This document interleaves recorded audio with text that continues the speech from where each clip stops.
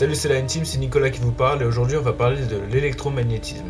Dans électromagnétique, il y a les racines d'électricité et de magnétique. En effet, le magnétisme et l'électricité sont deux expressions de la même force. C'est pour ça qu'on peut créer un aimant grâce à un courant électrique et un courant électrique grâce à un aimant. En fait, c'est de cette façon qu'on produit la majorité de notre électricité en faisant tourner un aimant dans une bobine de cuivre. Donc maintenant qu'on a vu que la force magnétique et la force électrique étaient la même chose, on va faire quelque chose de très logique, les étudier séparément. Tout d'abord, nous allons voir la force magnétique qui explique comment les aimants et les champs magnétiques fonctionnent. Ces derniers ont toujours un pôle positif et un pôle négatif, peu importe combien de fois vous les coupez en deux. Deux mêmes charges, c'est-à-dire positif et positif ou négatif et négatif, se repoussent, tandis que deux charges opposées, négatif et positif, s'attirent. Maintenant, on va parler de la force électrique, même s'il faut bien que vous vous rappeliez que c'est bien la même chose que la force magnétique. La formule pour calculer la force entre deux objets chargés est la suivante.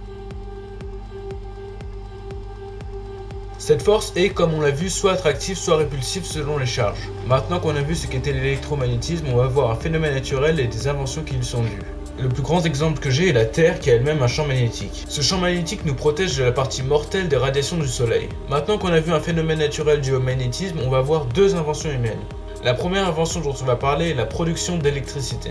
En effet, comme on l'a vu, la majorité de l'électricité est produite grâce à des alternateurs qui utilisent des aimants dans une bobine de cuivre.